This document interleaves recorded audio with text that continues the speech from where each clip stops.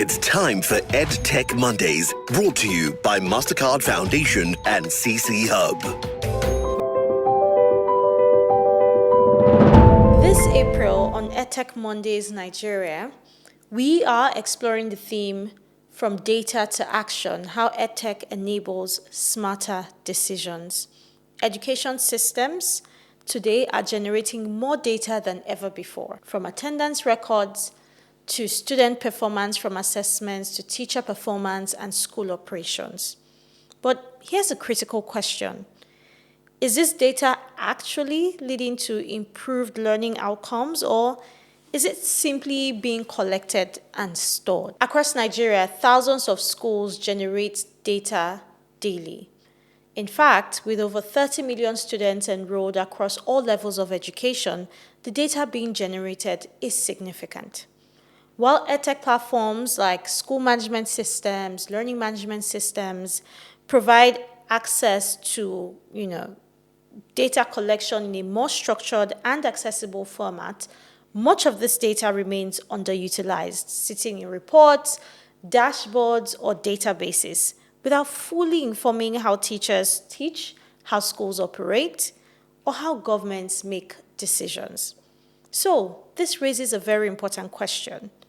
Are we measuring what truly matters for learning, or are we simply tracking what is easiest? So across this series, on this April edition of the show, we'll be exploring how education data can move beyond just dashboards to drive real decisions at the classroom level, at the school level, and at the systems level. Welcome to the April edition of EdTech Mondays Nigeria, where we have critical conversations about leveraging technology for teaching and learning in Nigeria. My name is Nisi Madu, Managing Partner at CC Hub, and I will be your host. In today's episode, we'll begin with a foundational question. What data exists in our education system, and does it truly reflect learning? I have with me on the show today 3 guests who will be breaking down this topic and answering this very important question. Our first guest serves as the Director, Data Planning, Research, and Statistics at the Nasarawa State Universal Basic Education Board, SUBEB, where she leads data-driven planning, policy implementation, and monitoring of basic education programs across the state. She works at the intersection of education policy, data systems, and program delivery to improve learning outcomes and strengthen education access in Nasarawa State. Please let's make welcome Jerusa Dennis. You're most welcome, ma'am. It's a pleasure to be here this morning. Thank you so much for taking out the time to join us on the show. Our second guest is a Senior Impact and Evaluation Analyst at Co-Creation Hub, where he supports the design and implementation of monitoring, evaluation, and learning frameworks across education and innovation programs. His work focuses on assessing the effectiveness of EdTech interventions, generating insights for decision-making, and ensuring that solutions are grounded in measurable impact. At CC Hub, he contributes to advancing data-driven approaches that strengthen education systems and innovation ecosystems across Africa. Let's welcome Adedotun Adeniyi. Adedotun, you're welcome. Thank you so much. It's a great privilege to be here, and well done to what EdTech Monday program been doing, the impact that's been making outside there. Thank you for having me. Thank you so much, Adedotun. And our third guest, we have the head teacher, UBEC Model Smart School, Lafia, Nasarawa State. She is an education professional and school leader with a focus on digital learning. She has experience integrating technology into teaching and is passionate about leveraging data and EdTech to improve learning outcomes, particularly for underserved learners. She has also contributed to national data collection initiatives with the National Bureau of Statistics, NBS. Please let's make welcome Fatima Sani. You're most welcome, ma'am. Great. So we'll go straight into this conversation today. And Madam Dennis, I'm going to start with you. And the first question is, what type of education data is currently collected at the state level? I'm glad to be part of this discussion this morning. At the state level, we have various forms of data that we collect, both the primary, that's the basic education, and the secondary education are at the state level. The Ministry of Education is in charge of the secondary education at the state level, while SUBEB, that is the State Universal Basic Education, is in charge of the basic education at the state level. So at the state level, basically, we have various data depending on sometimes the state or the needs of the organization. But basically, the number one data that we normally collect at the state level is on the students at the secondary level and also on the pupils at the primary level. So at the primary level, normally we talk of enrollment. Even the secondary is the same. The enrollment basically is the first primary data that is normally collected at the state level. So the enrollment has to do with the age of the children, has to do with the gender of the children, and then you look at the completion rate, the dropout rate of children or the pupils, and then you look at the attendance too is part of the data that we collect concerning our students or our pupils. And then we have another one too, we have data on teachers.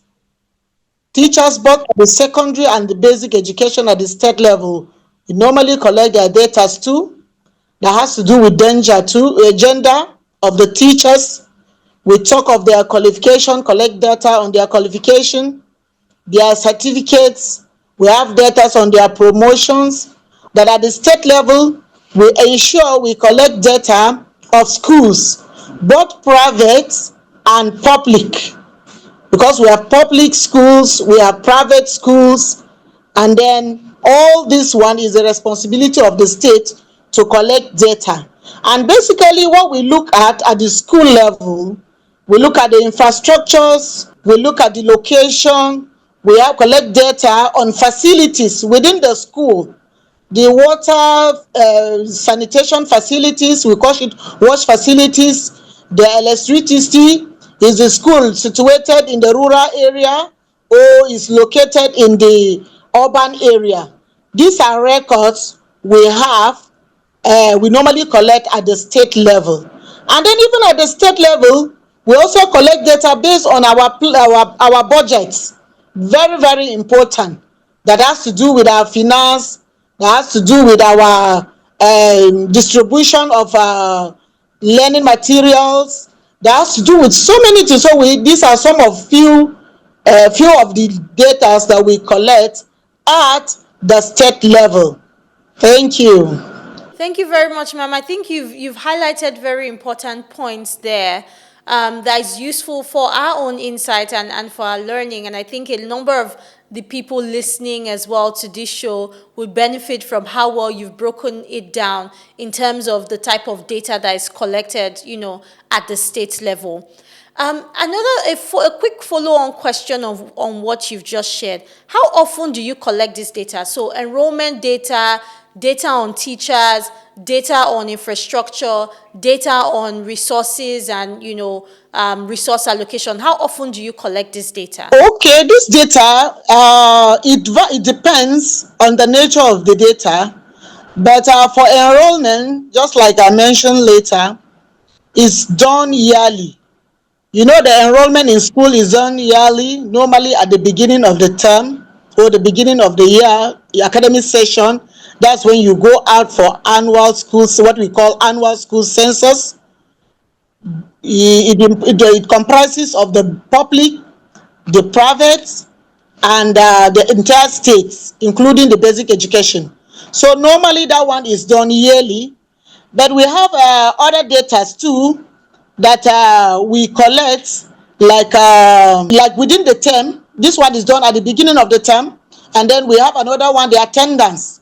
Normally 2 weeks after resumption, we also go out to collect data to see how pupils, whether they've resumed or they've not resumed. So sometimes we go out to collect data on that. And then we have termly data, the first term data, the second term, and the third term. We also collect data. And then concerning the assessments, their tests, whatever, we also collect data to see how the school is progressing. So it all depends on what you actually want to use it for. There's basically at the state level, so that one is sometimes done after 3 years or 5 years, depending on the capacity of the state or whatever gap the state wants to fill up, then it will necessitate you going out to collect data. Thank you. Thank you very much, ma'am. I think that's really interesting to hear. One key thing you've highlighted is that the frequency of data collection depends on the type of data, and you've articulated to us there, how this happens. So there's the school enrollment data that happens through a school census that happens annually, and there's other data like student assessment that is collected when assessment happens, as well as on-the-spot data collection as well, that has to do with things that relate to school operations. So thank you so much for sharing that. Before we continue the conversation, are you an EdTech innovator or founder designing inclusive education technology solutions? Applications for Cohort 4 of the Mastercard Foundation EdTech Fellowship are now open. If you're building solutions for learners living with disabilities, forcibly displaced persons, or learners in rural communities, solutions focused on young girls and women, and solutions focused on education and skills data, this is a great opportunity. Selected startups would receive product development support, market access, and equity-free funding. If this aligns with a solution that you're building or someone you know, please visit futureoflearning.cityhub.africa to apply or learn about the fellowship. Now, let's go back to the conversation. Adedotun, we will come to you with the next question. And I know in your work and in your role, supporting innovation programs, working closely with innovators in the education space who are collecting data as well, how would you describe quality data when it has to do with education? What are key parameters? Because I know that beyond stakeholders in government, we also have stakeholders in the education space and innovators who are also listening and really want to get us to a point where we're effectively using data for decision making in education. So how would you describe quality data? Okay, thank you so much, Nasir. Once again, thank you for having me on this program. And before I say it, I want to really appreciate the first speaker. She has really said a lot when it comes to data, and all that she has said is on point, because their data is life. And truly, I know what she has said is real. And since they have this data, I'm sure whatever decision they want to take when it comes to education in that state will be a very strategic and needful decision. Now, what makes data, or what can we call a quality data? There are several metrics to kind of classify what makes a quality data. But the first one, which is the top one for me, is the relevancy of that data. For example, what she has said now, she said they collect data and when it comes to performance based on the students, attendance. Those are data that can help to take strategic decisions when it comes to interventions they want to provide for the students. For example, if you are thinking of what digital tool that is appropriate for the students, you can look at the performance rates of the students, right? What digital tool can you actually give to them that will help in enhancing their learning outcome? Also for the teachers also looking at how the teachers are teaching, right? Having a data that explains how teachers teach, you can then determine, with the data you have, okay, what kind of digital tool can you help to provide for the teachers to enhance their teaching outcome. So for me, the number one, what determines the quality of the data is how relevant is the data. the data that you are collecting, how relevant it is in terms of the objective you want to achieve. So there must be an alignment with the objective that you want to achieve and the data that you want to collect. But you first of all outline that or understand that very well, you are already on the way of getting good data. The second one is I will talk about the accuracy of the data. Well, when it comes to what I mean by accuracy of the data, it's down in different subsections. Accuracy and the data you want to collect, how timely is it? Now, because we all know in this, you can't compare data for the 20th or the 18th century and you want to use it to solve the problem of the 21st century. So you need to know, you need to first of all understand how accurate is this data. Now, when you want to determine how accurate is the data, you need to also understand how timely is this data. Is this data still relevant to what you want to achieve based on the objective that you have outlined that you want to achieve? Accuracy of the data also talks about the problem you want to solve. Does what's it called now? Does that data actually give answers to what you want to solve? So for one, I talked about this data has to be relevant. 2, accuracy of the data. 3, another one that I think most of the people that collect data don't always look at is also about the data collection tool that you're using. Now, for example, if you want to send enumerators to go to the field to get data for you, and when you are sending them, there's no internet connection, and you're not handing over a data collection to that cannot work without internet, how do you expect them to be able to get that data at that place? So in other words, for you to determine the quality of the data is what data collection tool did they use in collecting the data? Is it a very solid and standard data collection tool? So for me, those are the 3 basic and important things that determine the quality of a data. Thank you. Thanks a lot, Adedotu, for sharing. I think you've highlighted, really key things. One is how relevant is the data being collected, and this is tied to what you're trying to achieve or the objective. And then how accurate is this data as well, and what's the quality of the tool that is used to capture this data. And we'll come right to you now, Madam Dennis, and this is around. I know that Nasarawa is it's a big state. You have a lot of schools that you're responsible for under SUBEB to collect all of this data that you shared with us, right? And so my question is, how do you ensure that the data is quality, to Adedotun's point now, that it's accurate, data being collected, and that this data is also consistent across board in all of the schools, local governments, across Nasarawa State, where you'll be collecting all of these key data points you've mentioned. How do you ensure that? Just like you rightly said, we have a lot of schools in Nasarawa State, thousands of schools in Nasarawa State. And once it is time for us to collect data, we need to go around all those schools to collect data. But the consistency is in the format. What kind of format or what kind of form or format are we going to use for the collection of data? So the consistency is in the standard that we set for the collection of that data. If we set a standard and we have a format and we have the data we intend to collect, it is applicable to all the schools within Nasarawa State.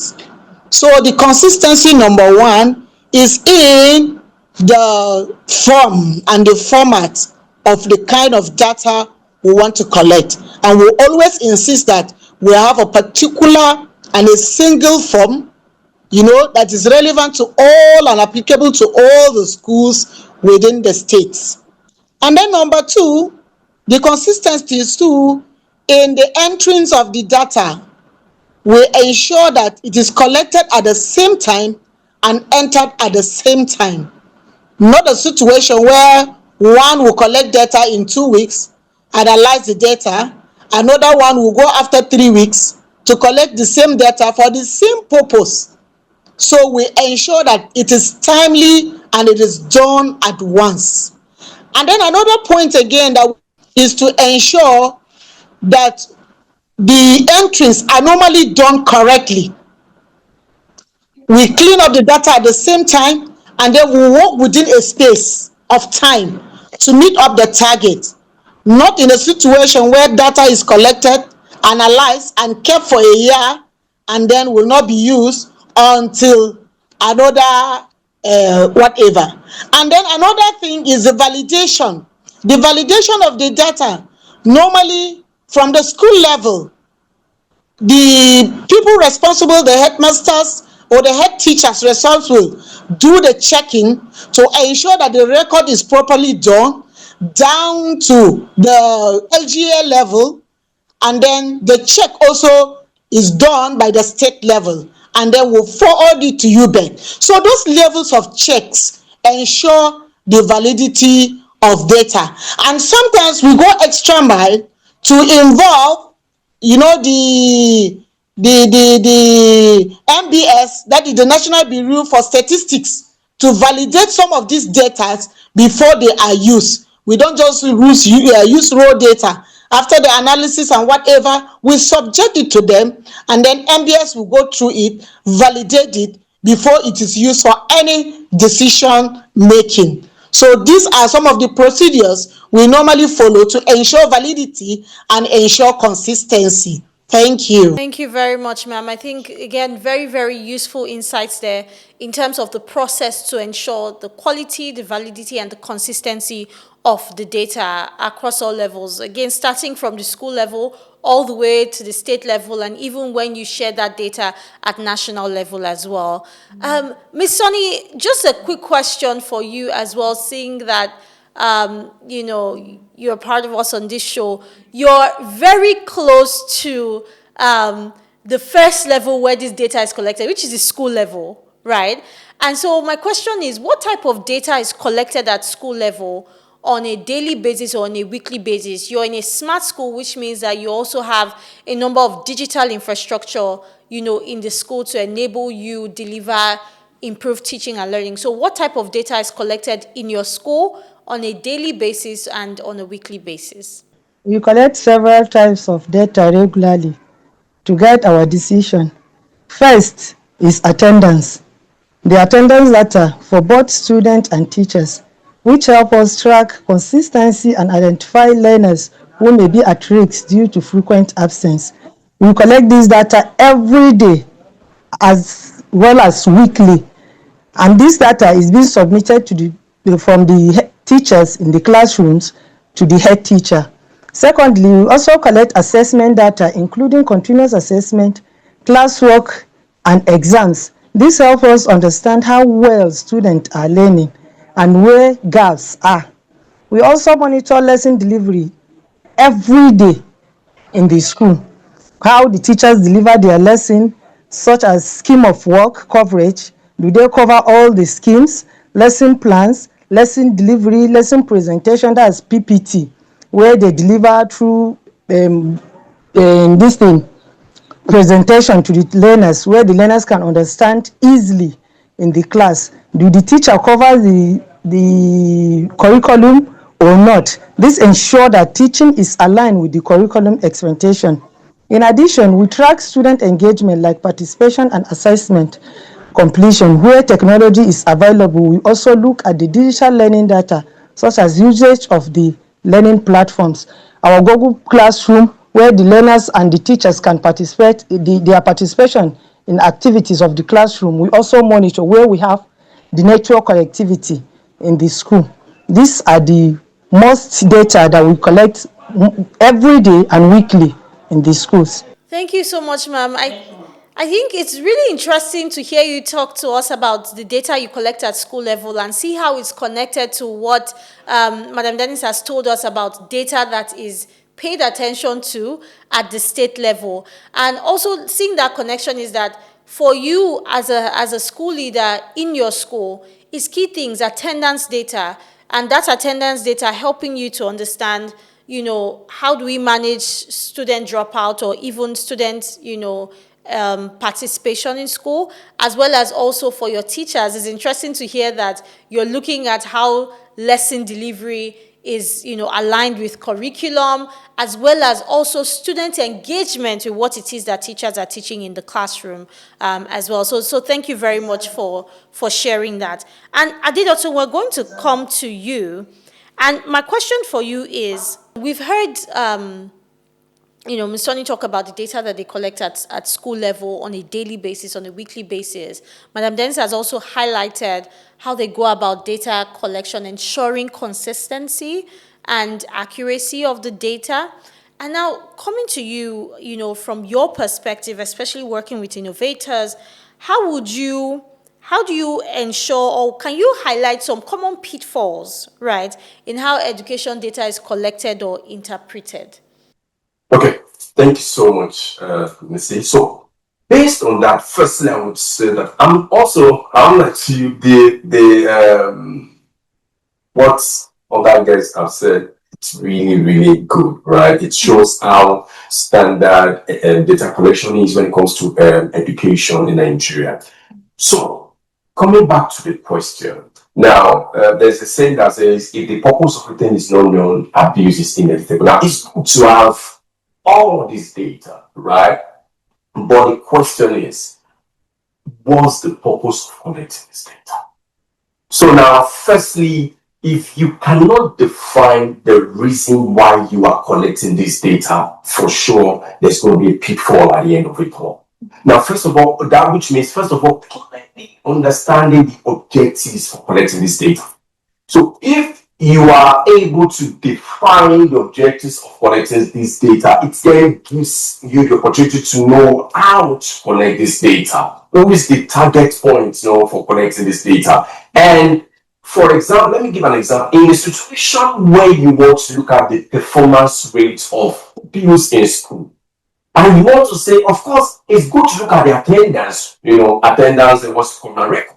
But the attendance record is not enough to determine the performance of students. We can have pupils attending school regularly, but at the same time, they're well.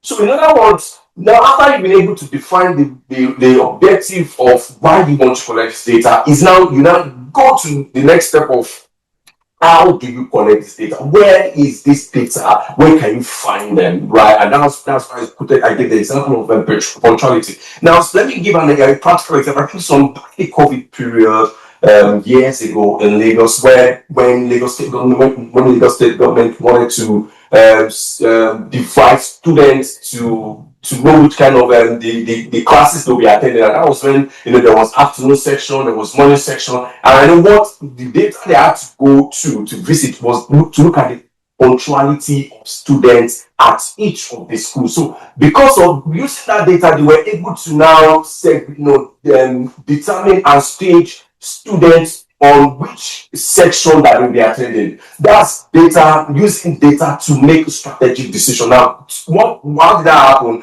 Government wanted to know, okay, how can we divide students? Because during the COVID, people could not, I think there was limits to how you can relate with people. They wanted to ensure that the COVID was. So government now thought about how can we ensure that our students are safe? How can we ensure that we have just few of them in the school? They use the punctuality record of students to be able to do that. That is using data to take strategic decisions. So for you not to have pitfall in data collection, you must first of all, understand the reason why you want to collect the data, the objective of collecting the data. 2, where is this data seated?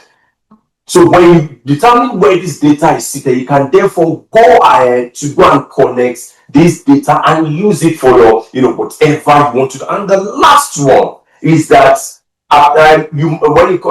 for me, this last one is more or less a personal thing. It's all about not being biased. Let me just put it like that. You just have to be neutral. You just have to be open-minded. You don't have to use your selfish interest to collect this data. So 3 things again. 1, the objective of collecting this data. 2, where is this data seated? And when you are determining where this data is seated, you also need to know who are the targets of this data. Then the third one is to have a neutral mind in collecting this data and analyzing this data.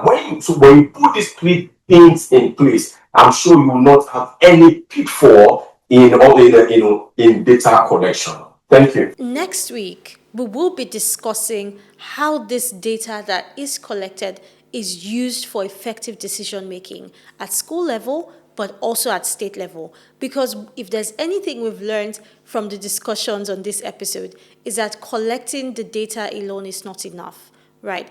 The only point where we start to see results is by the action we take as a result of that data. That is the only point that it would lead to improved learning outcomes. As always, you know that we love to hear from you about your thoughts on the key topics of discussion in our episodes. And so please share your thoughts with us in the comments on social media or through our direct message channels via SMS or WhatsApp at 0703 165 0809 or call 0706 402 0742. Also, remember, you can continue this discussion on our WhatsApp and Telegram channels, EdTech Mondays Nigeria. And don't forget, past episodes are always available on Spotify, EdTech Mondays Nigeria, and YouTube, CC Hub Africa. Your feedback will help shape the conversations we host and the policy dialogues we advocate for. Until the next episode, my name is Nisi Madu. Bye for now. Tech Mondays, brought to you by MasterCard Foundation and CC Hub.